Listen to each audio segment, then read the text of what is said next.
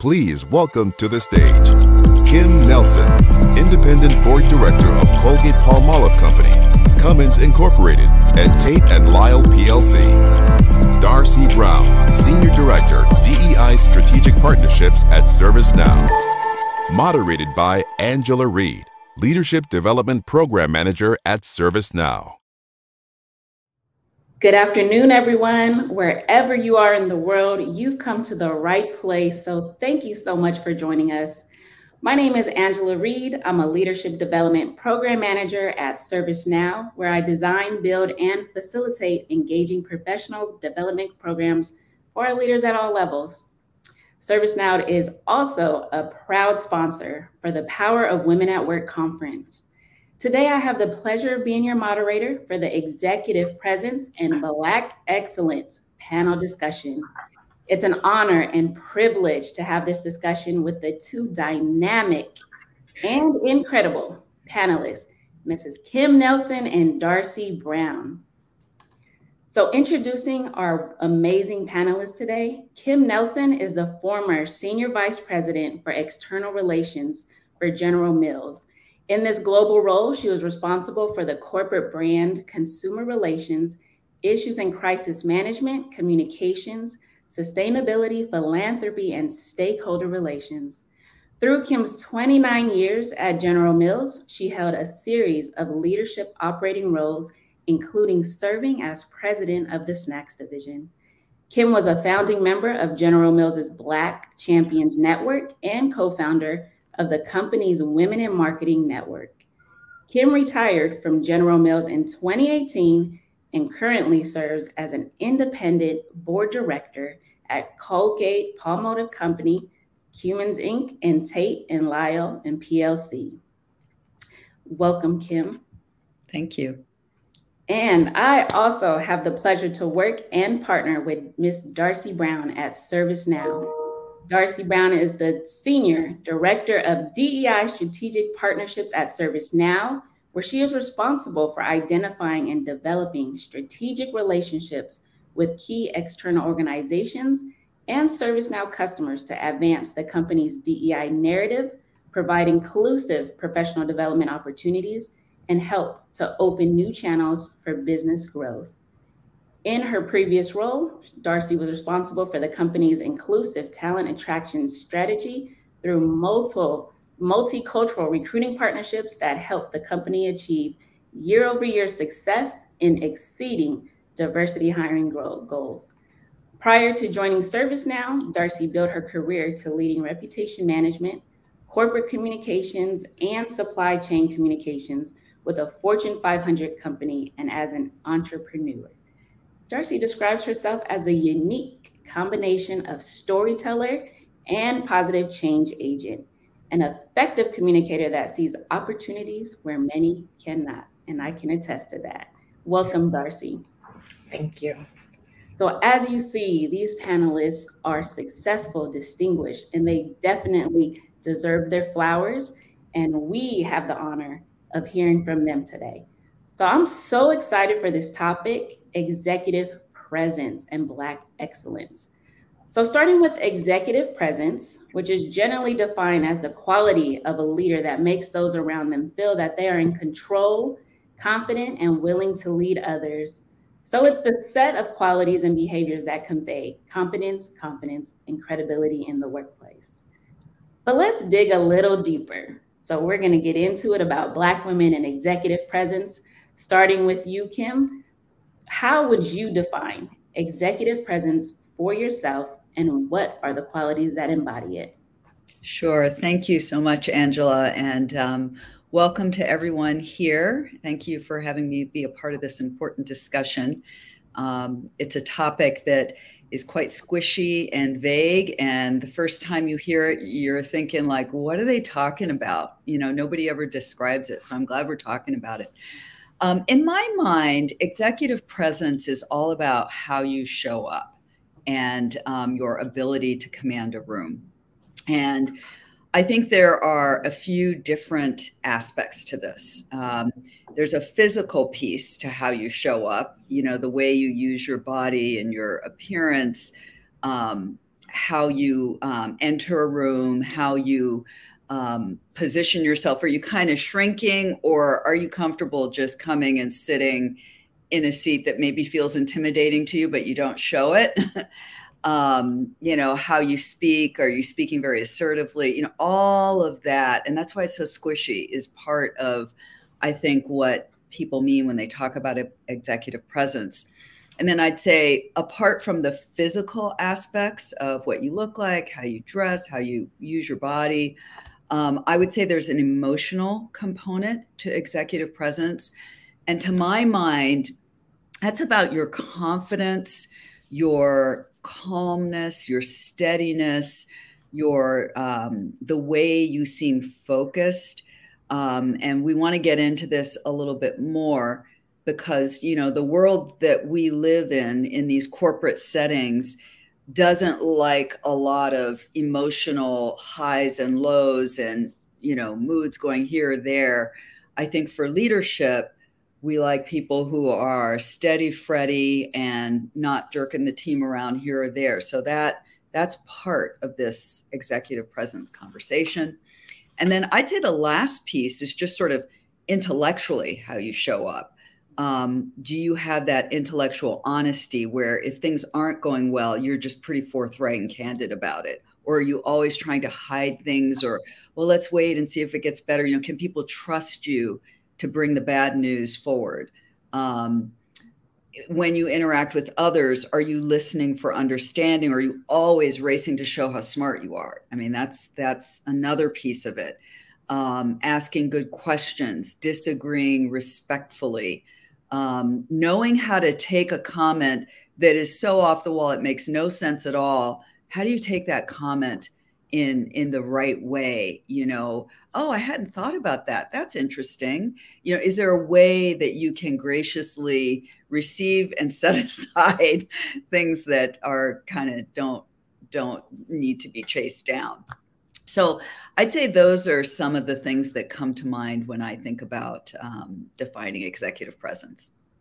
And those are all amazing tips. So ladies in the audience, I hope you have your notebooks and pens ready and you're all writing down these amazing tips, because we're already starting off with a bang. So Darcy, for you, if you can answer the same question, how would you define executive presence for yourself, and what are the qualities that embody it? Well, Kim did an amazing job, so I don't have a lot to add. When I think about executive presence, I think about it as the ability to show up in spaces that were not designed for us to be there, and to show out. And basically, that's delivering results. So, you know, you also have to walk into that space understanding that if you are in that role, you're supposed to be there. Mm-hmm. Which means everything that comes along with it. So understanding the space that you're in so that you know how to operate effectively.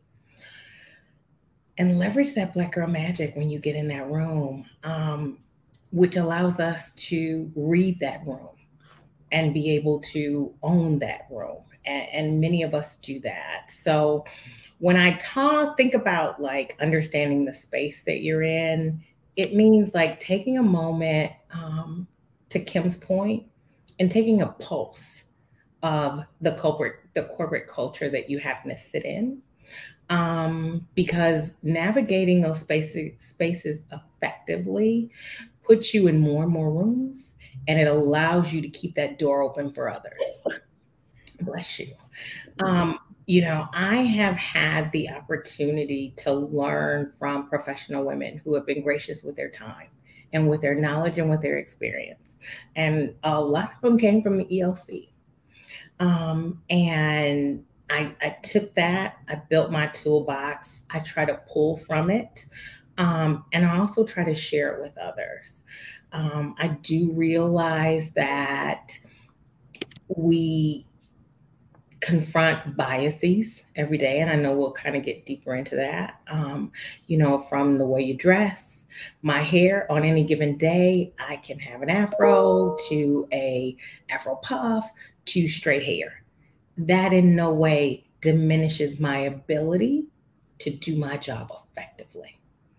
And so as long as I'm able to be in that room, I am going to show up for myself and for those that came before me, as well as those that are coming after me. And that, to me, embodies executive presence. Say, Angela, can I build on something Darcy said? She talked about sort of physical, how you present yourself, and hair, because hair is such a big deal for us. I just wanted to make the point that it's not like you need to look like everyone else in the room. I think we've all figured out we never will, nor do we want to. So it's not that, but there is a range. I mean, you know, if you're a doctor, you wear a uniform. If you're a fireman, you wear, you know, so the uniform is broader, but there are limits. And, you know, and even in companies that have more casual attire, there are limits. There are the extremes of that. And then there's when you're in the main space of it. And so I do think it's worth kind of just reflect. I always thought I don't ever want anything I'm wearing to be the topic of discussion if my name comes up, or anything about the way I look. I mean, that's not, I want my business results to be what's discussed, et cetera. And, you know, I can think of so many leaders. Carla Vernon was just appointed the CEO of the Honest Company. She wears her hair dreaded. So, you know, it's not about that. Let's not get confused. It's not about how we wear our hair or whatever. It's more about making sure that we're presenting ourselves professionally and appropriate for whatever that work culture is that we are in. Absolutely. That's a very good call out that we all have to remember. And when we walk into those rooms, when we own our space, own our it factor, whatever that may be, you know, there are still times when that imposter syndrome will come up in the executive presence space, along with how to navigate that bias that we'll receive. So I just want to talk a little bit about how do we navigate bias and imposter syndrome, you know, through corporate America, through whatever industry we're in, while still trying to exude executive presence. Because whether we realize it or not, it definitely has a huge, I would say, external and internal impact that can derail perceptions of executive presence within ourselves.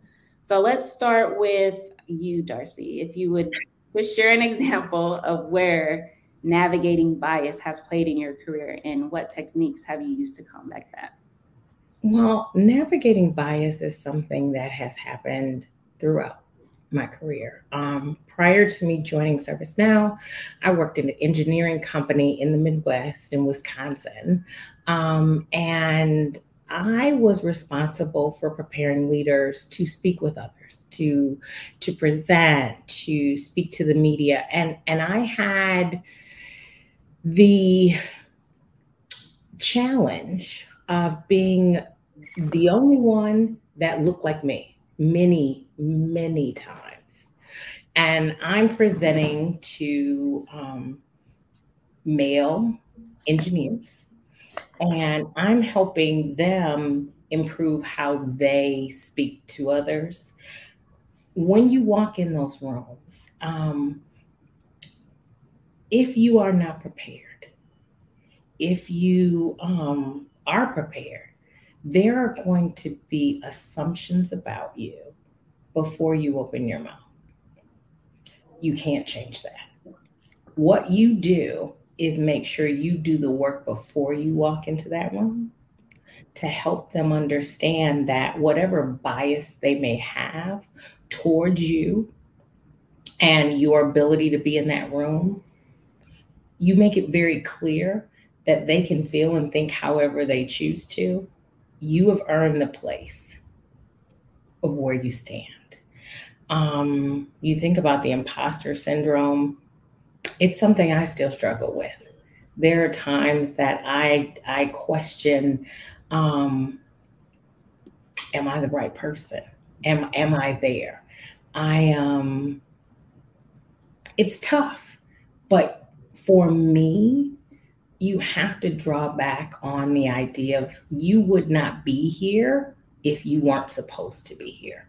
I'm also blessed enough to have a village of women who look like me and some who don't, who range in age, levels of career. And they remind me many times that I forget just how great I am and how great I can be. And I think you have to pull on that, and you have to figure out what works for you to silence that voice. I know earlier today we've heard a lot of great tips on how to kind of center yourself.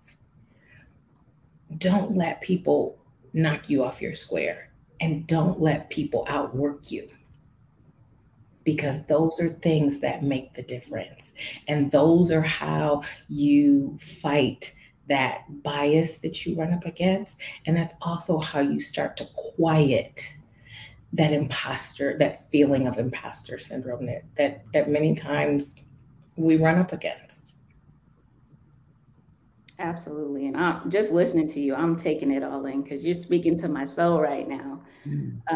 Kim, last week we all three of us got together and we had a discussion, and you brought up a great perspective to Darcy and I, where you reminded us that bias will always happen and to never be surprised. Yeah. Would you share some more about that analogy and some of your weapons that you use to combat bias? Sure. Yeah, that's kind of my ethos, that we live in a country that has a long history of bias. So I don't know why we think we're going to go into any realm, whether it's a corporation or a grocery store or a department store, and not have it occasionally rear its ugly head. So it's there. So we need not be surprised. Better to expect it and maybe think in advance how we're going to handle it when we encounter it. And, that's sort of my thematic way I think about things like this. We need to know what our triggers are so that we're ready and can control our emotions so that we can show up the way we want to show up, not just like go down a rabbit hole in our heads. And we need to know that our greatest tool is always our capability, our intellect, and the things that we can do, the actual performance, and, being able to generate results, being able to lead teams in a way that's fun and inspiring for them. And they talk about you when you're not in the room about how great you are. I mean, that's a real thing that fights bias that people may have.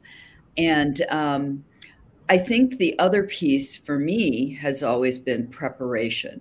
So, you are rarely going to find me not prepared for just about anything. And to the point where so now I'm out of my executive career. I'm serving on a number of corporate boards, and I'll always prepare thoroughly for my meetings, and I'll always have my 3 to 5 killer questions. I mean, these are questions I've really thought about and I'm ready with. And, it's the same concept when I was in my corporate career, really being ready with my, 2 or 3 major points, or it could be a question depending on the meeting. So I think that's really important. And I always felt like in some ways, bias can work to our favor. We're always trying to find the opportunity, right? In every negative, we always try to find the opportunity. And the opportunity is to blow, to hit something out of the park and blow people away because they have their bias, and you're going to show them how wrong they are, and they will be surprised. And I love that. That fires me up. I love, hitting. It's like, give me that softball because I'm going to hit it out of the park.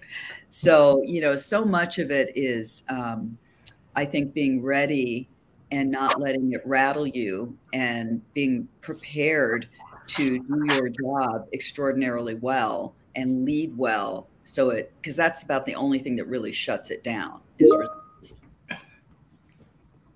Absolutely. So being prepared, making sure you're ready in advance, having that cheerleading squad Just know who you can tap into when you're having these feelings, so that way they can encourage you, pump you up. And like Darcy said, you're where you are for a reason. You're in these rooms for a reason. So own that fully, embrace that. And you walk in there with that executive presence, that confidence, and shine on all of them. Because that's what we as women and our Black girl magic, that's what we are made to do. So continue to do that. But even when we do that, I would still say, for the women who might still be struggling with that imposter syndrome and that negative talk, because you can have your village, you can have your group, and sometimes that negative self-talk will still come in and creep in. Mm-hmm. Yeah. What advice would you give to those women that still have those feelings of negative self-talk and imposter syndrome creeping in? I'll jump in. Oh, go ahead. Because I think it's relevant. As you all are saying, I'm struggling a little bit. I was at the doctor yesterday, but I refuse to miss today. So please excuse me when you see me taking that drink of water. When that negative self-talk comes in, I think that we all know, as I mentioned before, there are rooms that we're in where everyone isn't rooting for us.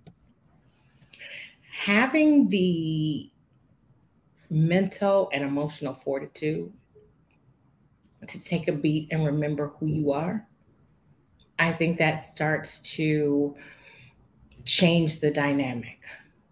Also, to Kim's point, when you take that time to prepare, there's very little that's going to rattle you, including yourself, because you're solid and you're rooted. And when you take a moment and just breathe and address what's in front of you, and don't be afraid to say, you know what? That's a great question. Let me get back to you. Take that time. Don't feel that you have to, because somebody's going to throw you a curveball. Someone's going to throw you a curveball, and someone is going to try to rattle you. Now, I can't speak to it from the seats that Kim has sat in, but I can certainly speak to it where I am currently and where I've been.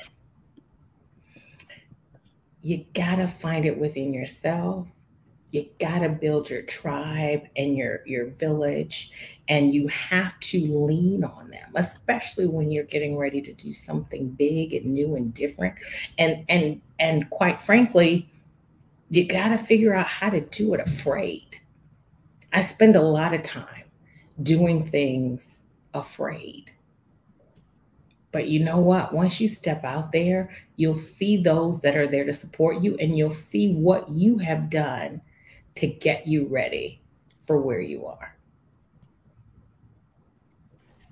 Yeah. So, yeah, this is very powerful, Darcy.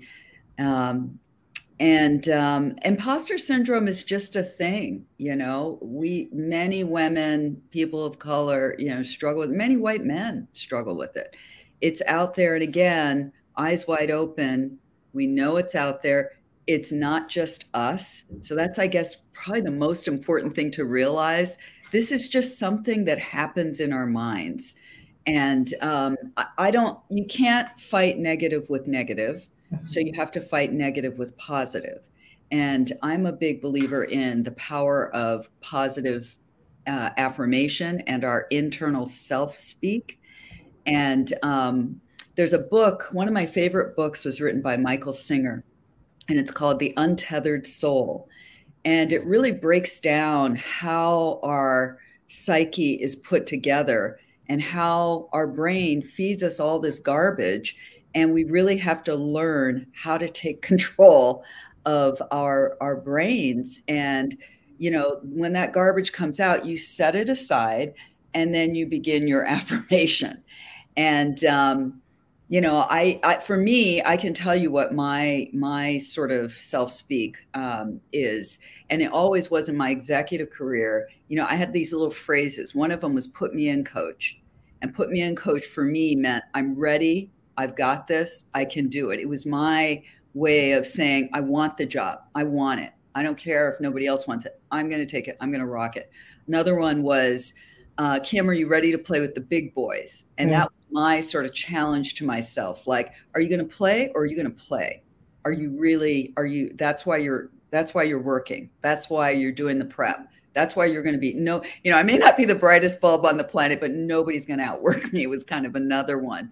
So, I always had these little phrases that kind of pumped me up when I was in those moments of questioning. But, I remember once you were talking, Darcy, about, struggling with imposter syndrome. I remember once, this was when I was being promoted to director for the first time at General Mills. And I literally sat there and tried to talk my boss out of promotion. How dumb. I mean, who does that? It's like, do you think I have enough experience? And, maybe somebody who'd done this, and he just laughed and laughed. So, you really have to make sure you've got your, you can set aside those feelings of maybe I'm not good enough, and set those aside and put on the armor of, are you kidding me? I'm going to kill this. Of course I'm good enough. They wouldn't put me in if I wasn't good enough. And then I think you mentioned, Darcy, the power of supporters. And I would use the word mentors in particular. I had a very powerful mentor. I'll give you his name. It was Mark Belton. And he mentored many of us at General Mills and taught us to be mentors as we rose through the ranks. And mentors are people who they're just in it for you. They're not necessarily, you may not be in their reporting chain, a sponsor, you're in their reporting chain, but a mentor is somebody who you can close the door and just say, I don't know what I did wrong, but I did something wrong. And they will tell you what you did wrong. And, when you're upset because someone else got the job and you didn't get it, that's the person you go to. And preferably they're a couple levels above you, but even if they're not, you got to have these people who can help you navigate these tough moments that we all have. The last thing I'll give you is that it gets better. So if you feel like you're really struggling with this, and the thing that makes it get better is results. As you build those notches on your belt, and as you actually deliver what I call forever results, which require you to stay still for long enough, stay in one place long enough to produce results that they can't say, oh, that's because she had such and such working for her, or, oh, that was really the person before her's results. You're there long enough that there's no one else. I mean, it's you, and you get that track record. And then you start to believe it. And so it does get better. Eventually it goes away. But it's a real thing. And we have to be aware and prepared and think about how to fight it. Absolutely. Both great nuggets and advice from you both. And, it has to be confirmation. This morning I woke up, I did devotion. So hearing both of you touch on being afraid and doing it anyway. Part of my devotion this morning, because I am a believer in God, I'm a woman in God. And today's devotion literally said, if you are afraid, do it anyway, because God is always with you. And you don't want to sit back and think about, well, why didn't I go for that role? Why didn't I start this project? Why didn't I buy that house? Or whatever the case may be, and sit back and kind of sulk in, why didn't I do it? Do it afraid, go for it anyway. Because this is where we build that growth mindset, that trust, that belief in our system. And even if you go for it and it doesn't necessarily pan out the way you wanted it to, there are always lessons to be learned. Kim, you had an amazing acronym regarding navigating failure. So I'm going to pivot the conversation just a little bit because even when, you're thriving, you're striving, you're going for it anyway, despite being afraid, there are some times where we might fail. What is your best advice in navigating failure? Yeah. Such a great topic. I think we need to get our minds right about failure in general. Again, this is another one of those things that we're so surprised when it happens. I know I can give you examples in my career of things that were flat out, there's no other word. It was a failure, and we're so unprepared for it. I have two girls, one's 21 and one's 23. And this is one of the things I want them to understand, that failure is a part of life. Failure is a part of your work life. There's going to be something that you're not going to get right. And again, being prepared for it and knowing how to handle it, I think is really, really important. And we need to remember that as children, that's how we learn. That's how we learn to walk. We fall down and then we get back up. It's like we forget these things. And the acrostic I was sharing with Angela, it's actually not mine. I was at a conference once at General Mills, and the speaker, I wish I could give attribution, shared it, and it's always stuck in my mind. But she says she thinks of fail, the word fail, F-A-I-L, as an acrostic for first attempt in learning. And I loved that. And I hung on to that. It's just you're learning, that's what failure is. And, I think if we could have a different mindset about things that don't go well, I think we would navigate it more quickly. And one last piece I'll give you is that, when you have a very large and public failure, I remember once I launched a product. This was popcorn. I was a manager at General Mills, and I launched HBO popcorn. And because I thought movies, HBO, this is going to be really big. And, I flew out to New York with my guy at General Mills, and we negotiated the deal. And it was the bullseye was so firmly on my back. There was no one else. And this thing was a complete train wreck. And for reasons we don't need to go into right now, but it didn't work. And so I had to navigate that. And you walk around and you literally feel like people are talking about it and talking about you. And they're not, because when you walk around, you're not talking about other people's failures. You're going on with your own life, but it feels like that. It's so embarrassing. And I remember going to one of my, it was one of the regional heads of sales. And he said, Kim, you're the same leader you were before this. You're the same, you're going to be, you're the same person after. You can't let this rattle you. You need to just get back up on your horse and move on. So anyway, those are some thoughts on failure and the importance of just moving on. Anything to add to that, Darcy? I would just say +1 to everything Kim says, but also learn how to fail fast.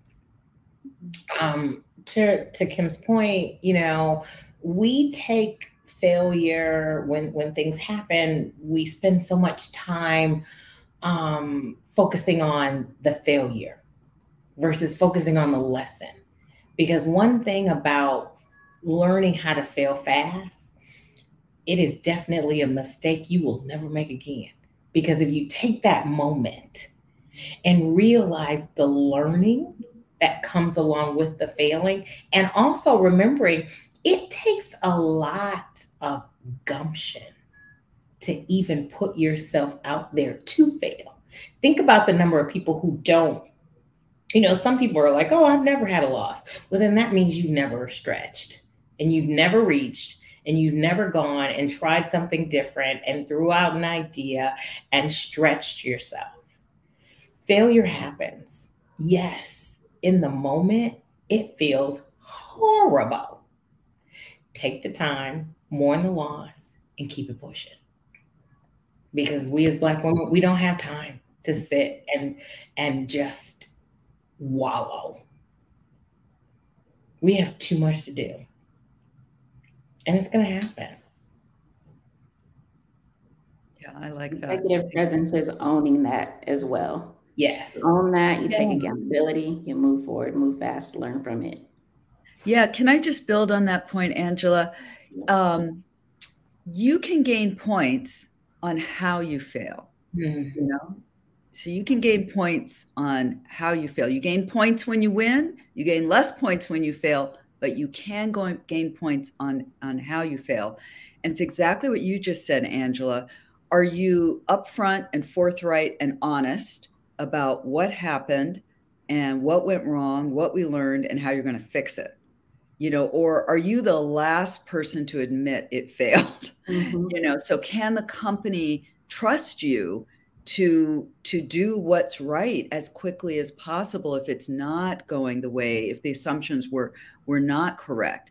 And I learned that the hard way in my career, that it's so important because the company is looking for leaders that have integrity, leaders that it can trust to do the right thing when things go wrong. Everybody looks good when things go right, but it's a subset who gets it right when things go wrong. So keep that in mind as well as you're navigating the inevitable failures of your career.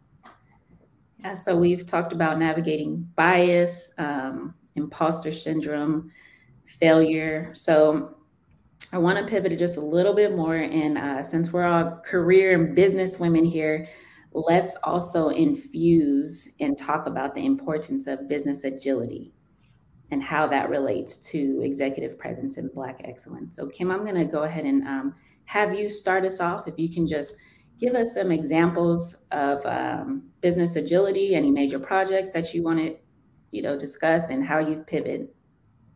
Yeah, so another good topic. Agility to me is all about noticing when something's not on track, calling it, even if it's your thing that's not on track, but calling it, and calling it with solutions, not just, oh, this isn't going well or this isn't wrong, but calling it with solutions. And then the close is implementing the change, selling the change and implementing the change. That's what agility is in my mind. And I think thinking about how you respond to changed circumstances, external, internal, could be a lot of things that make a current path no longer tenable, and how likely you are to be the first one to articulate the need to pivot and propose this new direction or the new solution? Or are you the last one to realize something's no longer feasible and you're just like, you got your claws in it, you don't want to let it go? Thinking about where we are on that dimension is worth doing, because you don't want to be the last one to see the writing on the wall that everyone else has already figured out, because it can impact your credibility, and not shaping the path forward is a missed opportunity because someone's going to do it. So it should be you. I know for me, an example that I had early in my career, this was, again, leading snacks. I was president at this point of the snack food division, was we had a year where we had a very big failure at the beginning of the year. And this is my first year as a division president in a division that had been growing beautifully. And it was very much a don't break it kind of thing. And so the last thing I wanted was to have this major profit fail. And it was a product that launched actually before I got into the division, but it was a massive failure. It was the wrong trend. It was low carb bars. Momentum was the name of the product. You see, I still have the scars. And it had been programmed to drive profit in year one. And anybody who's in CPG knows that that's a no-no. You would not do that, but it had been programmed that way. And so the failure meant that we're literally in the first quarter of the year, and already the year was going to be shot. But the pivot was, okay, what can we do? And we marshaled with my leadership team a whole campaign. We called it Claw Back 210. 210 was the profit number. Claw Back 210, 210 million. And we ran hard against this. What can we do? What can we pull forward? We ended up pulling forward one of the most successful launches in the history of the company. It was sweet and salty Nature Valley granola bars. You can still find them on the shelf. We cut out unnecessary expenses. We moved things around to try to claw back to this profit number.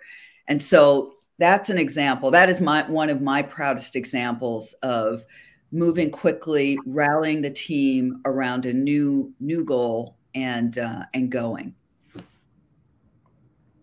Great example. And how about you, Darcy?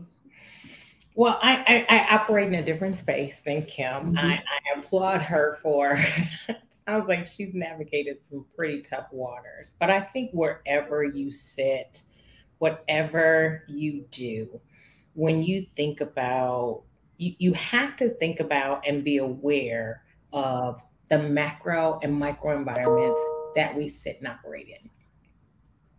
Sometimes they're great, sometimes they're not so great. But you have to take a moment to make sure that you are always taking that temperature for those environments, and allow space for agility, and having that agile mindset. Like Kim said, being able to recover fast, being able to not let a setback stop you.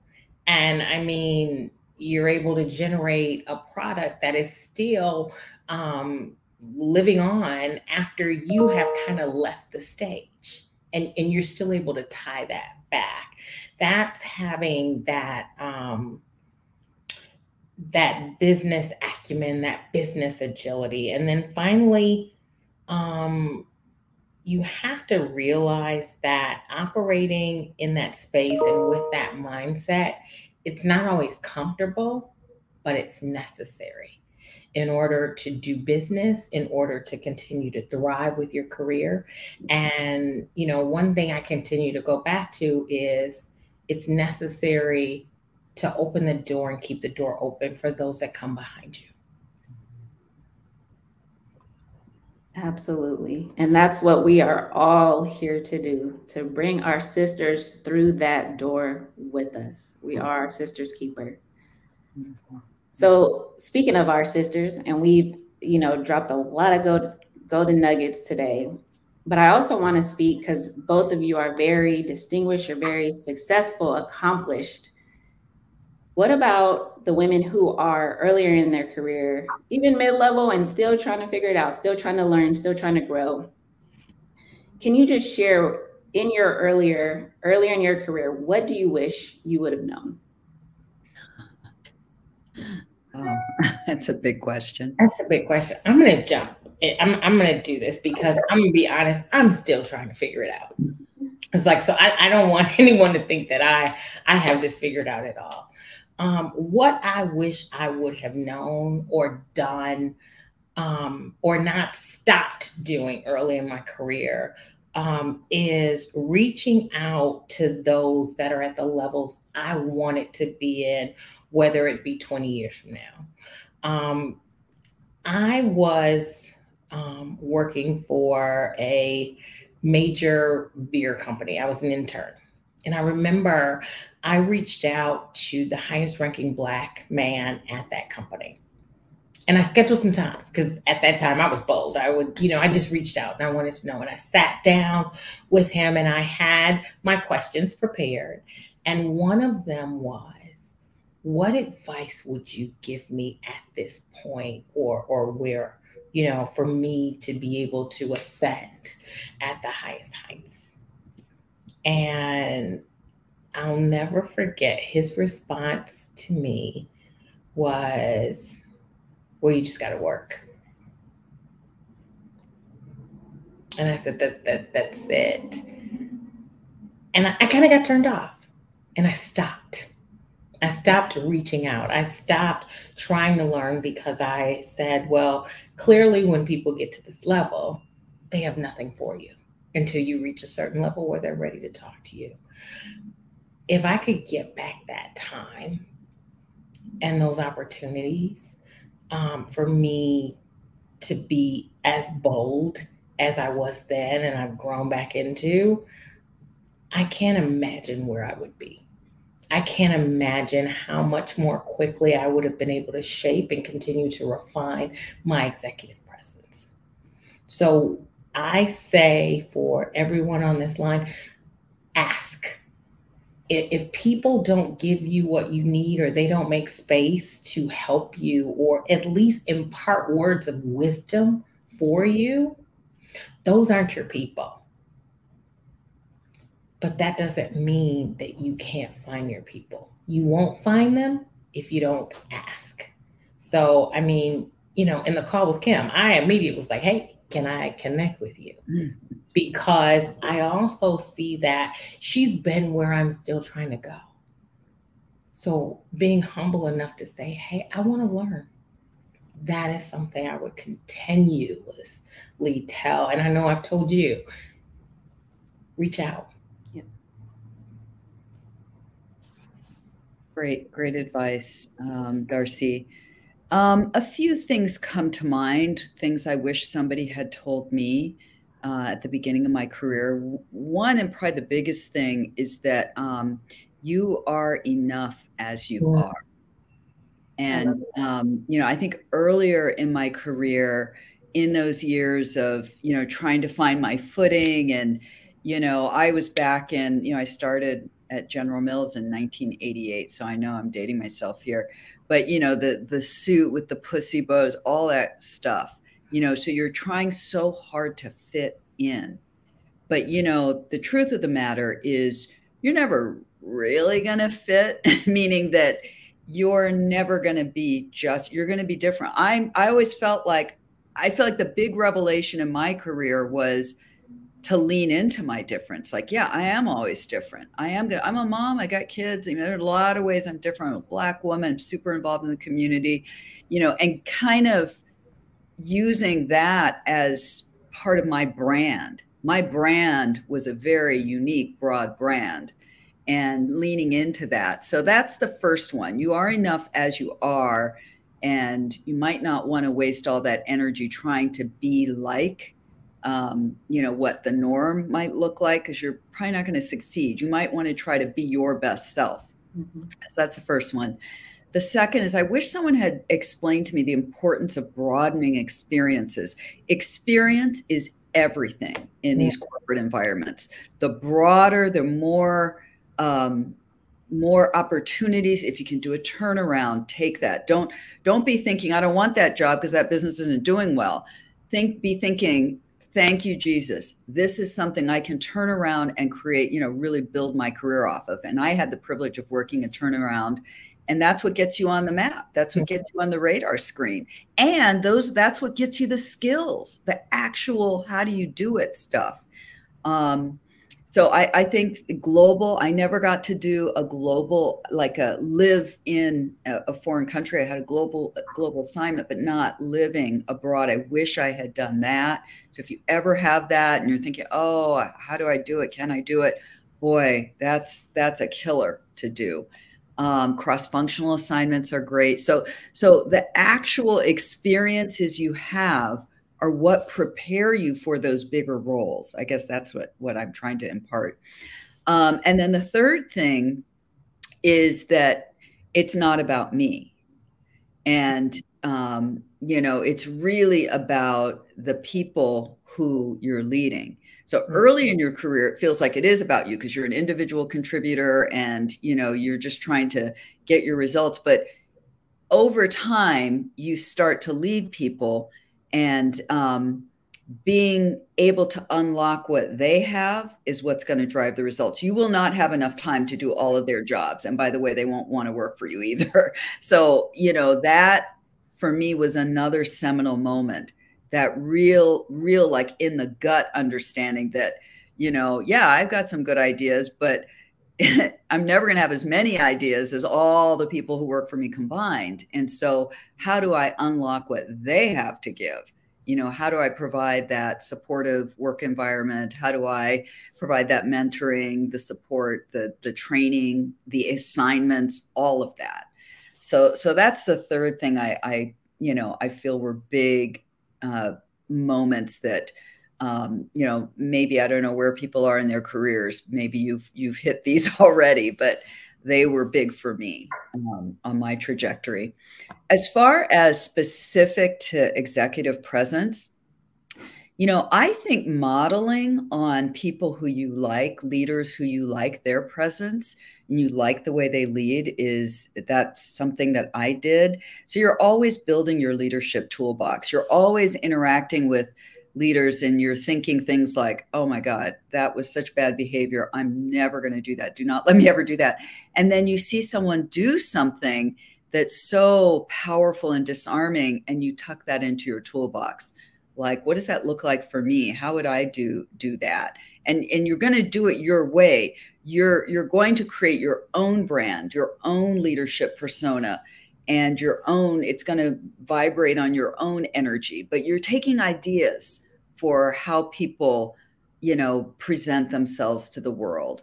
So finding your voice, finding your style, accepting and loving the things that make you different and unique, and realizing that your companies probably are going to do the same, I think is a big part of that mastery of your brand in your organization, which is central to your executive presence.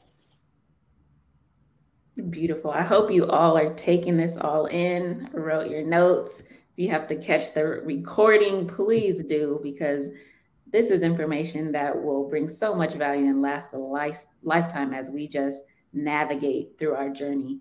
We have a couple of minutes left, so I'd love to take some questions from the audience. I see one. This is an important one that I'd like to know myself regarding how do you manage the credit piece. The question is, I find that credit for the work I'm putting in is important, but I find that my success is always questioned and scrutinized or passed off to someone else. Who would you like to start here? I'll start with you, Kim. Yeah, that's a big one.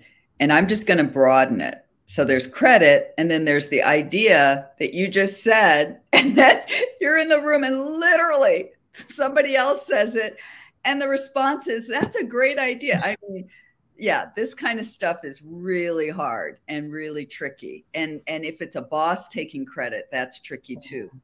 So there aren't easy answers to this. I'll just give you a couple of ideas and thoughts. One is building enough relationships in your ecosystem, like where you work, and these are casual, informal relationships, that you have the opportunity to tell people what you're doing. And I know that that's a real sore point for a lot of people, women in particular, but just kind of generally, because you feel like, I don't want to be like tooting my own horn, and that doesn't feel right. And I agree. So one thought of how you can do it, what I often did is I often would talk about things I was excited about. So that gives you, or things your team is doing. So you're the leader of the team. So, so there are ways, language you can use that won't feel like you're bragging, because you won't be. You're just talking about things that are going on in your group or your division, your area, that you're super excited about, so that, it's clear you have those opportunities to seat what you're doing with the people around you that make it harder for someone to come in and present them as their own work. So that's one thing. The second piece is when somebody, literally right to your face in the room steals your idea. You can always use humor. Humor is, I think, the most underleveraged, underappreciated tool in corporate America. So you can always say something like, later in the meeting, you can say something like, as we just heard, Jake's great idea, and you can kind of laugh about it, and people will smile along with you. You can have fun with these things too, and not take it too hard. You know what I mean? Not take it too seriously. And I think in the end, if you generate those forever results and you build the sort of network around you that ensures you have those one-on-one relationships and conversations, so people actually do know what you're doing, I think that's the best you can do. You are going to find yourself in those rooms, and you are going to hear that someone took credit, but you just kind of have to stay on your game and play your long game and work it that way. That's been my experience. I don't know, Darcy, what you've seen. The same. One of the things I want to even click down into what you were saying about having that network and talking about things. One thing that I started doing, especially when there's like big meetings for like high level executives, I find key people on their staff and I ask them for a few minutes and I run through my presentation. And simply just to say, hey, do you think this is hitting the tone that they want to see? And so there's validation, right? There, people have seen that you built this. Yeah. The other piece is, while it may be easy to mimic what I say, remember earlier I said, you can't outwork me. So if you come up with my idea after saying it, you have to deliver on it. Mm-hmm. And if you don't have what it takes or you don't understand it, you either have to come to me or you become exposed. And again, making sure you're prepared. When and if those things happen, make sure you're ready. And it'll be clear for people to know who does what. And again, thinking about credit, it depends on the team that you're talking about the credit for, because sometimes it's not so much about individual wins. Sometimes it's about team wins. Mm-hmm. Yeah, it's actually usually about team wins, truth be told. You know, I had another little tidbit, because I'm always thinking of these things, about being able to talk about your work, but with grace. And that's to make it about your boss. And that is to thank your boss or acknowledge your boss or recognize your boss for being such an empowering leader that allowed you to do blah, blah, blah. And, you know, he allowed me to do this and scope out the job and then build the team. And then, you know, I really, so you're praising your boss, but you're making it clear what you did.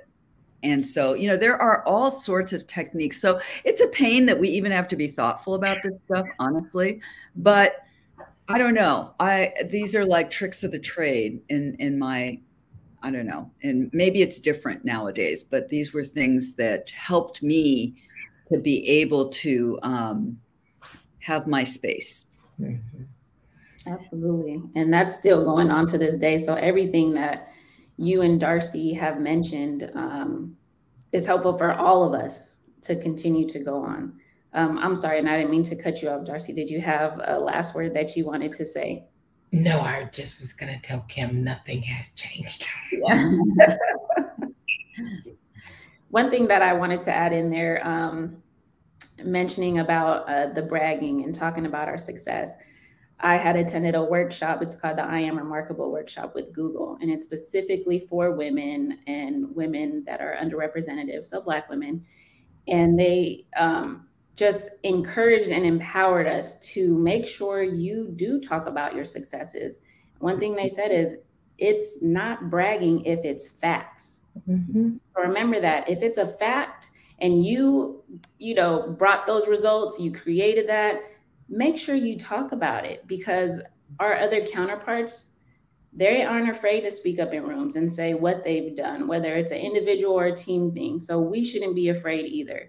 We have to scream our dreams. We have to talk about our successes, the value that we bring to our teams, to our company. And it's okay to do that. So don't be afraid and don't hold back.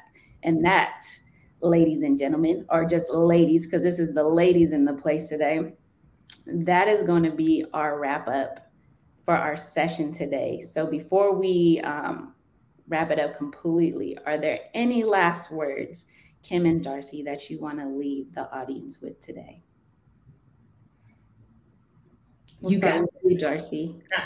I just want to say, the fact that you've taken time out of your day to be here and to understand the power of the POW conference that's put on annually by ELC. You got this. Just step into your greatness. Beautiful. Beautiful. I'll circle back to what I said earlier, which is you are enough as you are. You don't have to change. You don't have to become someone else. And it's more about building what you have and learning how to be effective in whatever your work environment is. But you're fine and you're there for a reason and you will do great things. Just have that confidence in yourself and know that, you know, you've got everything you need to achieve what you want to. Absolutely. Thank you both so much. You've blessed us with so many nuggets, so many gems, and it really has been a pleasure for me to even sit here with you both and kind of pick your brain and talk to you both about this discussion. So just thank you so much for your time and for bringing me along with you both. Thank you. Thank you, Angela. Thank you, Darcy. Same. Thank you, Kim. Bye. Bye, everyone.